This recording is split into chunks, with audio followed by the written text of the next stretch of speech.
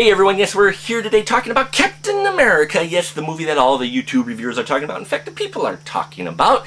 And we have Chris Evans, who doused himself in water, decided to throw away the Human Torch and take on the mantle of Steve Rogers, a guy who can't get in the army to save his life, though he just wants to serve his country and be all that he can be. Well, a scientist helps him be more than he can be by putting him in a program that was meant to build the better super soldier to help fight them dang Nazis. Well, he wins over the people in the program and he gets chosen as the candidate to become the super soldier, and bow! You've got yourself Captain America, one badass super soldier who's here just to serve his country, save his fellow soldiers, and kick the Nazis' ass. On the other side of the soldier we have Hugo Weaving, who's playing the Red Skull, the nemesis of Captain America. Yes, Red Skull is also a character who was part of the Nazi super soldier program, kind of gone awry. He finds this energy source that is going to power all his new weapons because he has his own agenda separate from Hitler's, okay? He finds the energy source, harnesses it, and becomes the major threat to the war, and not only the war, but the world, okay?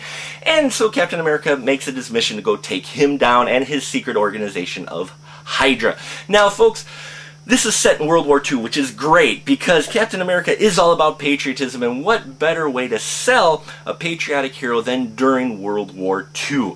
And it fits this comic book character, okay? Chris Evans does a great job, I think, as both as the weak Steve Rogers and as Cap, okay?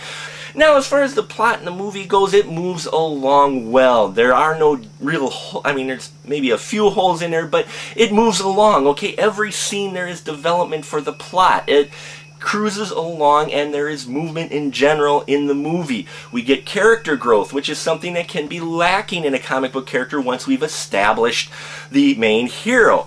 And in general, Joe Johnston, who's really anything good that came out of Star Wars, was helped because of Joe Johnston. Yes, he helped with the final designs of designing Boba Fett, as well as many other great characters in Star Wars. Well, he also has handled material like this before in The Rocketeer. Highly recommend you see The Rocketeer, underrated comic film, a serial film, definitely from 1991, I believe.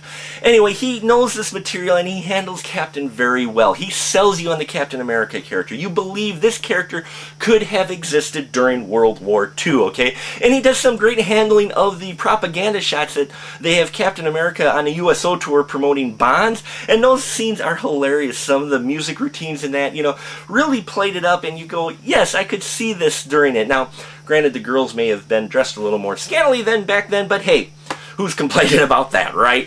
Anyway, he handles all this scenes very well, moves the movie along, which is nice to see for a superhero film, which could get cheesy and also a little slow in spots. Well, Captain America is not that, folks. Special effects are great. I only saw it in the 2D. I heard the 3D kind of bit, so you don't have to pay the extra money to enjoy this film, alright? Now, granted, there are some things that I would have liked to see more. I would have liked to see a little more development with the Red Skull. I would have liked to probably seen a little more consequences higher up maybe in the Nazi chain, some things going on there because they set this in a World War II piece.